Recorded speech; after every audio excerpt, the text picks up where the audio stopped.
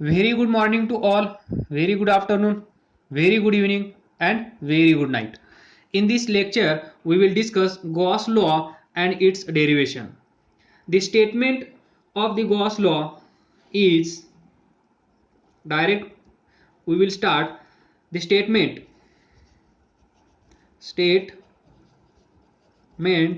of Gauss law. तर पहा दी flux आता अर्थ कळतो ना flux of the net electric field through a closed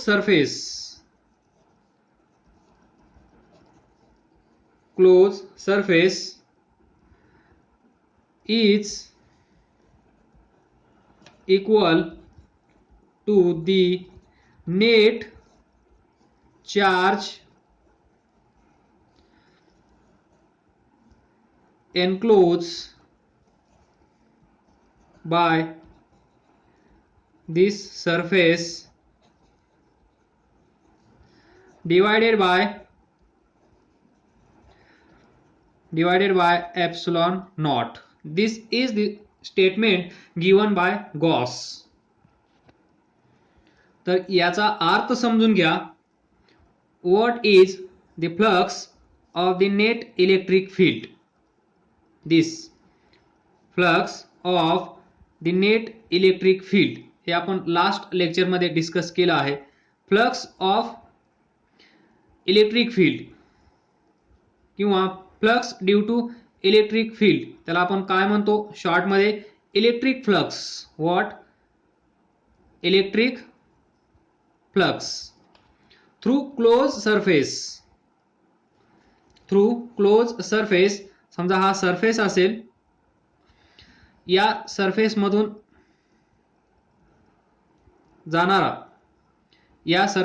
जाणारी ही फ्लक्स थ्रू क्लोज सरफेस. हा सरफेस कसा आहे? Close surface is equal to. आता हे फ्लक्स तुम्हाला माहित आहेत किती असतात. This flux delta phi is equal to E bar dot delta S बार म्हणजेच फाय इज इक्वल टू हा small circular sign on integral symbol E bar dot delta S bar. हे आपण पाठीमागच्या लेक्चरमध्ये डिस्कस केलं. Flux through surface, flux due to electric field through this surface, किंवा थोडक्यात बोलायचं झालं तर electric flux through this surface. या सरफेस मधून जाणाऱ्या इलेक्ट्रिक फ्लक्स किंवा या सरफेस मधून जाणाऱ्या फ्लक्स त्या कशा भेटतात आपल्याला? दिस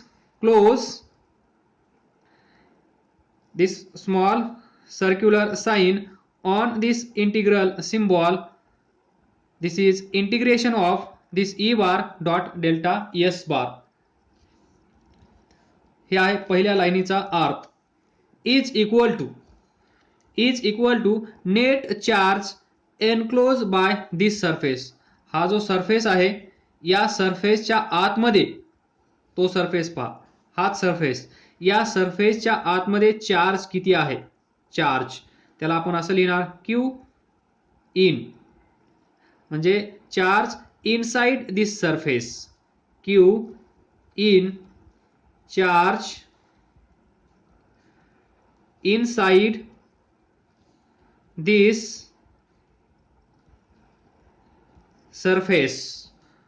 Do not consider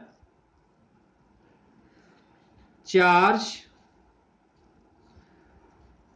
which are outside this surface. आलं लक्षात? या सरफेसच्या आतमध्ये असणारा चार्ज तो आपण डिनोट करणार Q suffix in, that is inside charge. या सरफेसच्या आतमध्ये असणारा चार्ज, याच्या बाहेरचा चार्ज घ्यायचा नाही. इथे क्यू असेल Q1, इथे Q2 असेल, इथे Q3 असेल, तर यांना कन्सिडर करायचं नाही. पण कधी ते लक्षात ठेवा, ज्यावेळेस Q इन आपण लिहितो त्यावेळेस यांना कन्सिडर करायचं नाही. म्हणजेच the net charge enclosed by this surface divided by epsilon naught. तर हे कसं लिहिता येईल पहा. Second half of this Gauss law statement काय म्हणतो तो, net charge enclose by this surface, हा जो सरफेस आहे या सरफेस मध्ये असणारा net charge that is Q in divided by epsilon not. Equation number 2, याला equation number 1. Now see from equation 1 and from equation 2 we can write phi is equal to E bar dot delta S bar is equal to Q in divided by epsilon naught. This is Gauss law statement. हे पाठ करून ठेवा. या topic मध्ये हे equation तुमचा पिछा सोडणार नाही. प्रत्येक वेळेस 90% पेक्षा जास्त वेळेस तुम्हाला प्रत्येक प्रॉब्लेम मध्ये हाच दिसेल. काही ना काही याचा संबंध असेलच 100%. So please memorize this equation where phi is electric flux, E is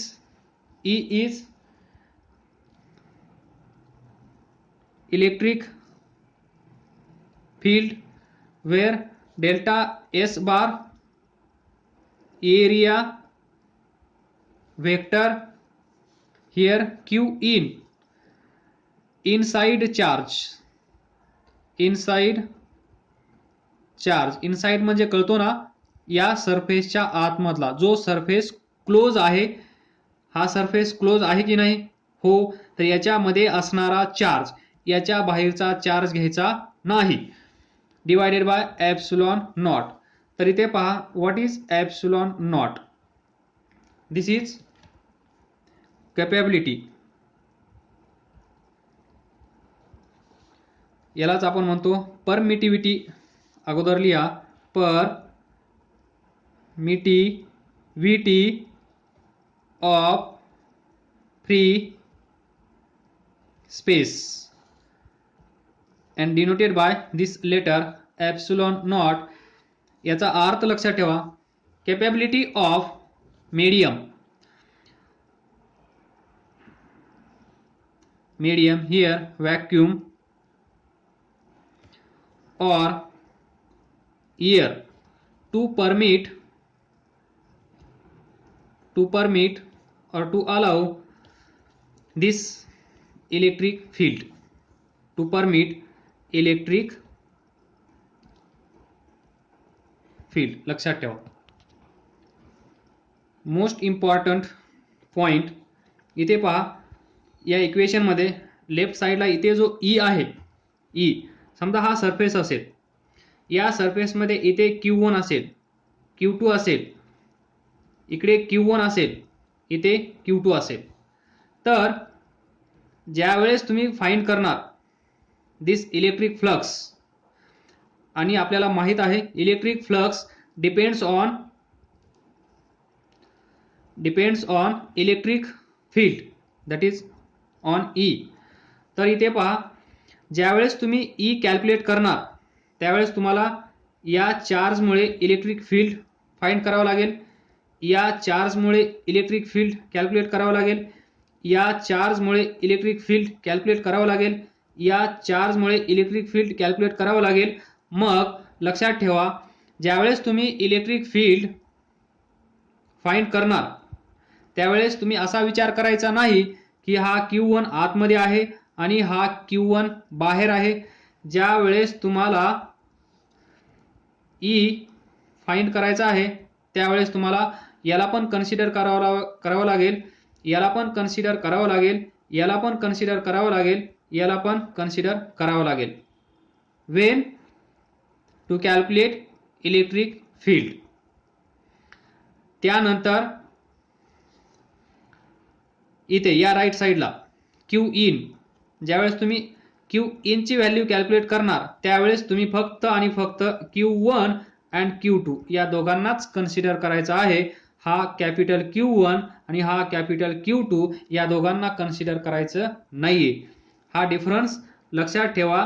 ज्यावेळेस तुम्ही इलेक्ट्रिक फील्ड कॅल्क्युलेट करणार त्यावेळेस हे जे इलेक्ट्रिक फील्ड असेल, हे जे नेट इलेक्ट्रिक फील्ड असेल, इथे पहा flux of the net electric field. Net electric field म्हणजे काय, त्यावेळेस हा पण येईल, हा पण येईल, पण आपण फक्त नेट इलेक्ट्रिक फील्ड E ची व्हॅल्यू फाइंड करत असताना हे सर्वजण कन्सिडर करत आहोत. पण flux due to Q1 and Q2 this capital is 0. याच्यामुळे 0, याच्यामुळे 0, याच्यामुळे फ्लक्स असतील, याच्यामुळे फ्लक्स असतील, तर याच्यामुळे 0, याच्यामुळे आहेत, याच्यामुळे आहेत, याच्यामुळे नाहीत, तर या सर्वांची सम काय येईल 0 0. म्हणजे फायनली हा कन्सिडर केला जाणार नाही, हा कन्सिडर केला जाणार नाही. पण E ची व्हॅल्यू काढत असताना तुम्हाला या दोघांना कन्सिडर करावं लागेल. नंतर flux due to this capital Q1, flux due to this capital Q2 goes to 0. हे लक्षात ठेवा. ही छोटीशी कन्सेप्ट आहे, नाहीतर याच्यामुळे फ्लक्स 0 होतात म्हणून याला सोडून द्यायचं असं नाहीये. तर लक्षात ठेवा electric flux phi is equal to this integration E bar delta S bar is equal to Q in divided by epsilon naught. इथे E चा अर्थ लक्षात ठेवा. This net resultant electric field, net electric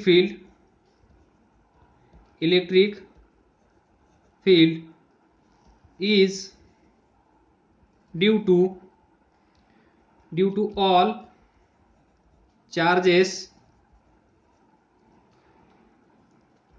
available there in space. Then see this Q in, this charge appearing on the right hand side includes only those which are inside the closed surface. हा जो surface असेल या सरफेसच्या मध्ये जेवढे असतील तेवढे इथे येतील आणि या स्पेस मध्ये जेवढे चार्जेस असतील परत Q1 Q2 Qn या सर्वांमुळे जे इलेक्ट्रिक फील्ड तयार होईल ते इलेक्ट्रिक फील्ड म्हणजे नेट इलेक्ट्रिक फील्ड हा E. फायनली फ्लक्स, हे पण लक्षात ठेवा, flux due to external charges is 0. हे 0 कसे येतात हे आपण ज्यावेळेस याचं प्रूफ पाहणार त्याच्यामध्ये तुम्हाला समजून येईल.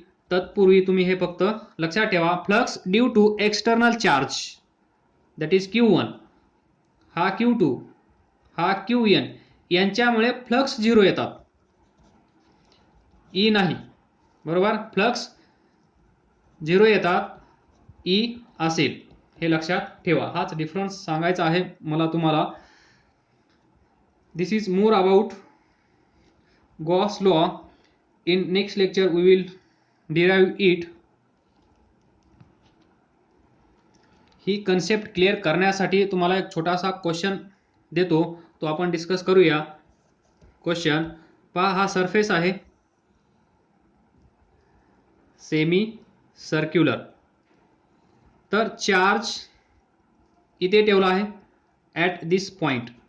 Find electric flux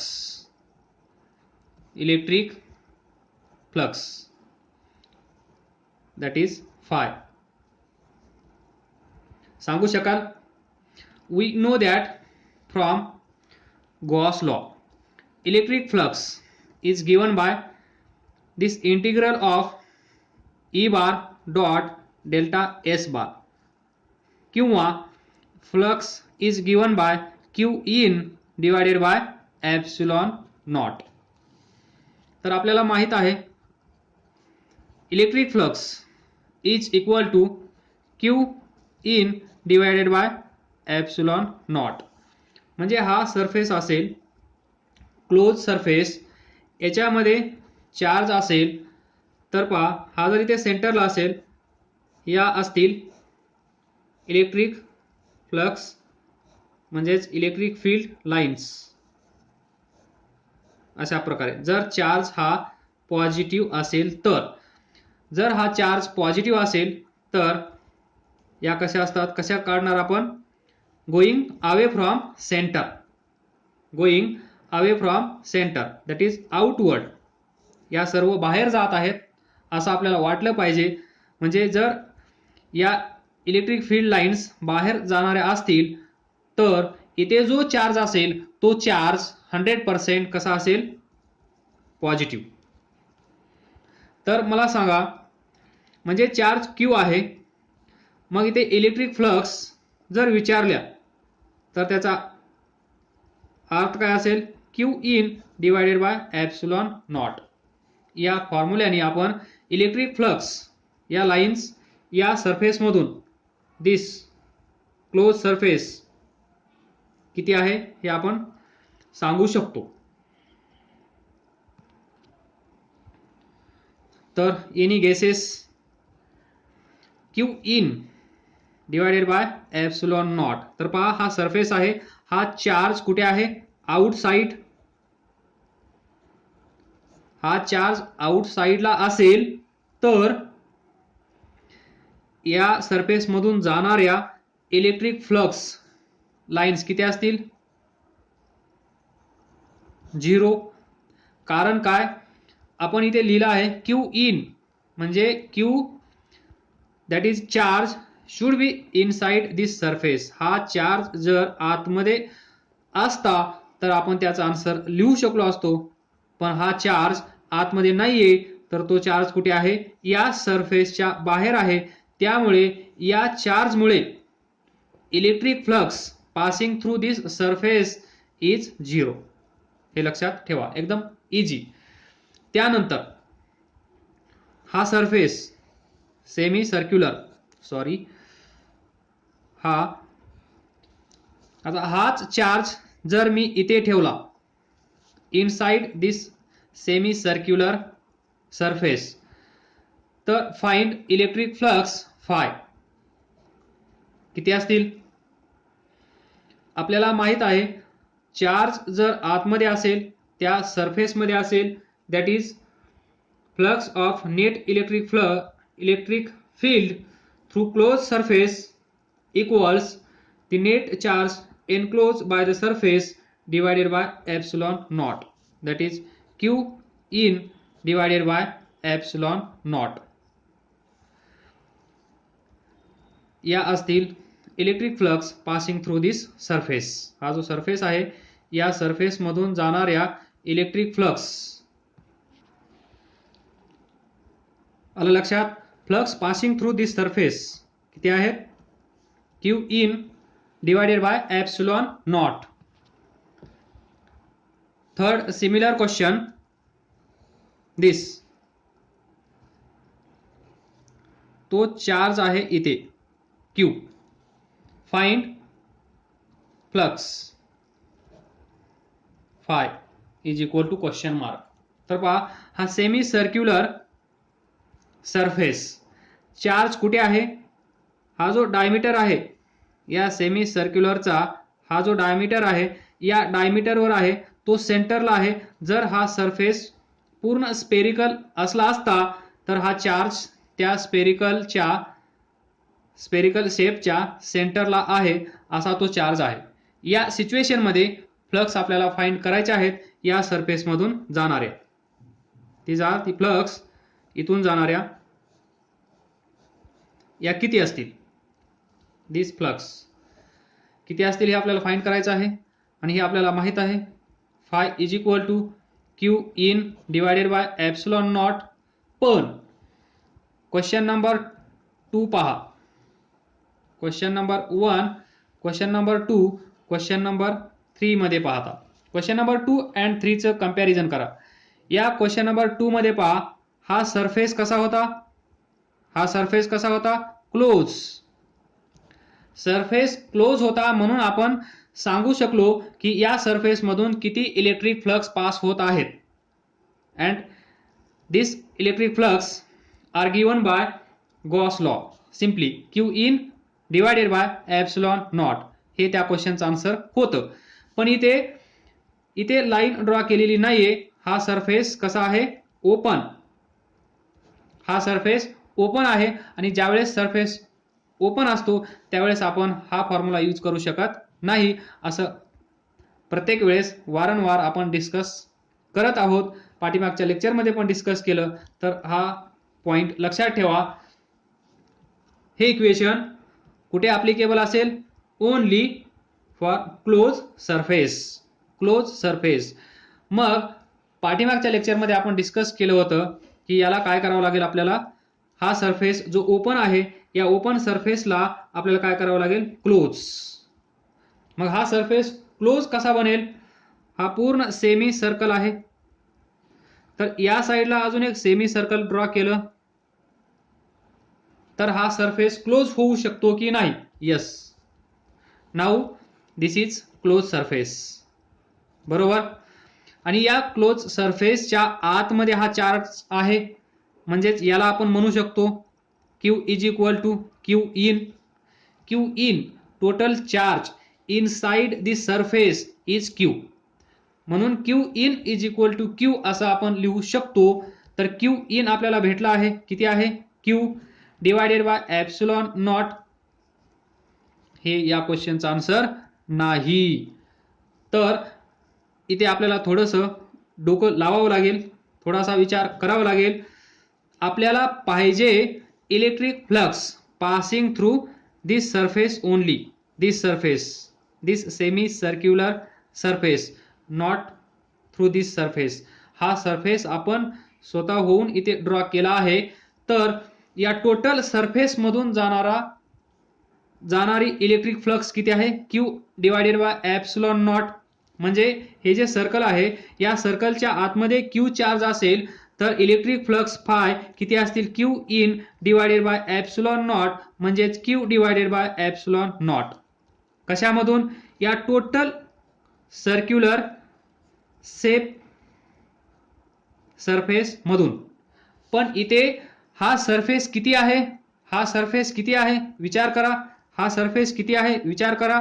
video pause करा, विचार करा, आन्सर फाइंड करण्याचा प्रयत्न करा आणि त्यानंतरच व्हिडिओ प्ले करा. परत सांगत आहे मी, हा क्लोज सरफेस, इथे चार्ज क्यू. तर या चार्जमुळे या सरफेस मधून जाणाऱ्या इलेक्ट्रिक फ्लक्स किती आहेत? Phi is equal to Q in divided by epsilon naught, म्हणजेच हा चार्ज क्यू आहे inside Q divided by epsilon naught. तर हेच लॉजिक तुम्हाला इथे अप्लाय करायचं आहे. आपल्याला फाइंड करायचे आहेत electric flux passing through this semicircular surface. Semicircular surface, हा सरफेस आपण ड्रॉ केला आहे या सरफेसला क्लोज बनवण्यासाठी. म्हणजे एवढ्या इलेक्ट्रिक फ्लक्स या टोटल सरफेस मधून जात असतील, या टोटल सरफेस मधून एवढ्या इलेक्ट्रिक फ्लक्स जात असतील, तर आपल्याला पाहिजेत या हाफ पोर्शन मधून, हाफ सरफेस मधून, या हाफ सरफेस मधून इलेक्ट्रिक फ्लक्स आपल्याला फाइंड करायचे असतील, तर आपल्याला काय करावं लागेल, this electric flux phi is equal to half of this Q divided by epsilon naught. आलं लक्षात? इथे पहा, या सरफेस मधून जर Q divided by epsilon naught जात असतील, तर हाफ सरफेस मधून किती जात असतील, डिवायडेड बाय 2. नंतर याच्यातून किती जात असतील, एवढ्या पोर्शन मधून, डिवायडेड बाय 4. आलं लक्षात? हे लॉजिक मी इथं यूज केलं होतं, केलं आहे, होतं नाही आहे. तर हे होते सिंपल क्वेश्चन्स. ही कन्सेप्ट क्लिअर करण्याचे, ही कन्सेप्ट म्हणजेच phi is equal to close integral E bar delta S bar is equal to Q in divided by epsilon naught. हे पाठ करून ठेवा आणि प्रत्येकाचा अर्थ लक्षात ठेवा. ई म्हणजे इलेक्ट्रिक फील्ड, डेल्टा एस म्हणजे एरिया व्हेक्टर, क्यू इन म्हणजे total charges inside the surface, inside the close surface असं आपण म्हणू शकतो. एप्सिलॉन नॉट म्हणजेच परमिटिव्हिटी ऑफ फ्री स्पेस आणि त्याचा अर्थ लक्षात ठेवा, कपॅसिटी ऑफ दॅट मीडियम. हे जे मीडियम असेल, हे मीडियम या ज्या इलेक्ट्रिक फ्लक्स आहेत त्या आतमधून जाऊ द्यायच्या की नाही जाऊ द्यायच्या, हे डिसाइड कोण करेल, epsilon not. That is permittivity of free space, that is vacuum और एयर. लक्षात ठेवा, एयर, व्हॅक्यूम याची व्हॅल्यू असते 8.85 इंटू 10⁻⁻12, 8.85 इंटू 10⁻⁻12 एवढी त्याची व्हॅल्यू असते. हे पण पाठ करून ठेवा, कधी कधी लागते, कधी कधी गिवन असते. 90% गिवन असते, 10% पाठ करून ठेवा. Next small question. This is cube.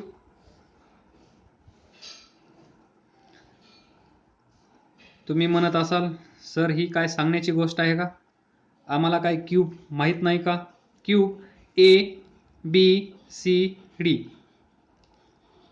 E F G H. तर मग सांगा, टोटल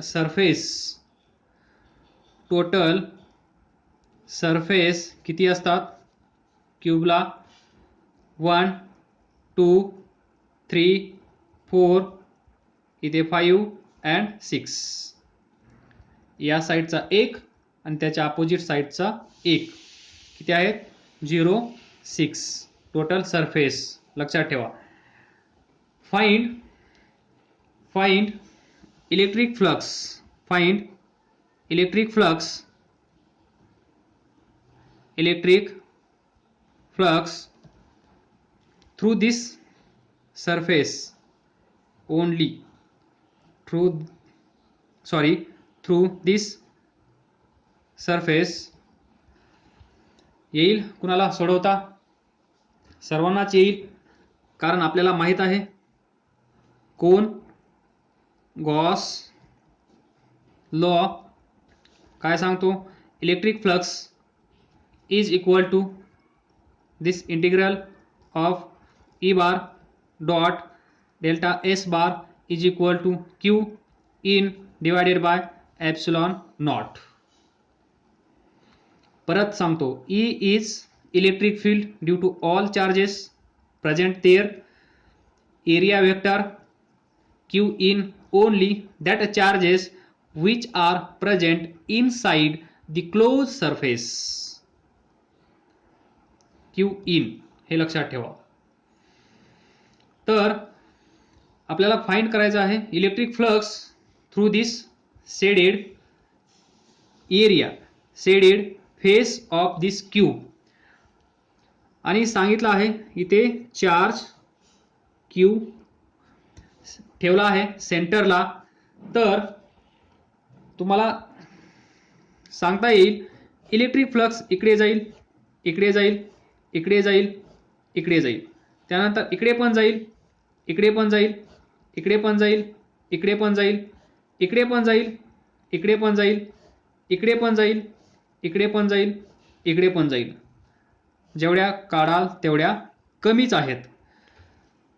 तर these are the flux due to electric field.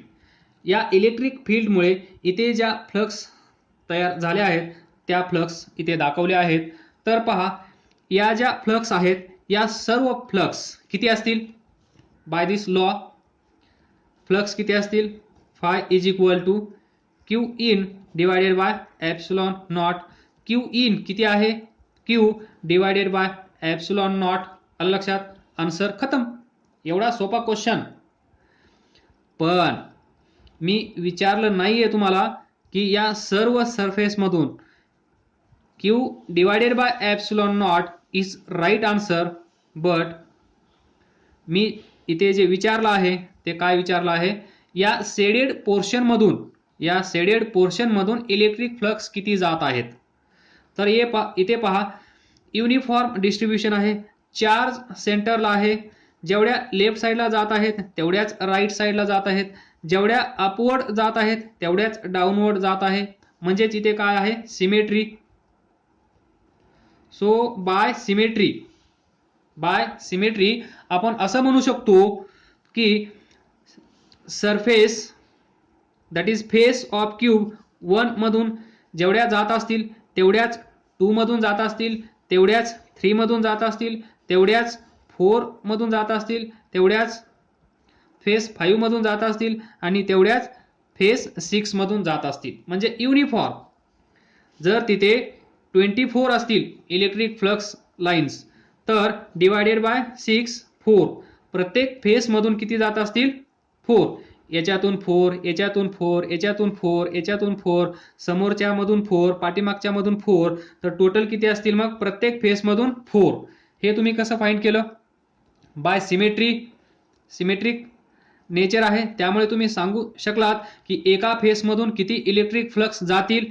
त्याचप्रमाणे तुम्हाला माहित आहे टोटल हे जे इलेक्ट्रिक फ्लक्स आहे हे इलेक्ट्रिक फ्लक्स टोटल 6 सरफेस मधून जात आहे. म्हणजे 6 साठी Q divided by epsilon not surface. तर 1 सरफेस मधून किती जाईल?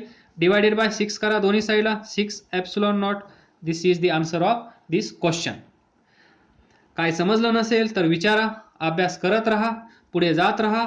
All the best. थँक्यू. या इलेक्ट्रिक फील्ड 6 फेस मधून जात आहेत. आपल्याला पाहिजे फक्त एका फेस मधून. म्हणून मी काय केलं?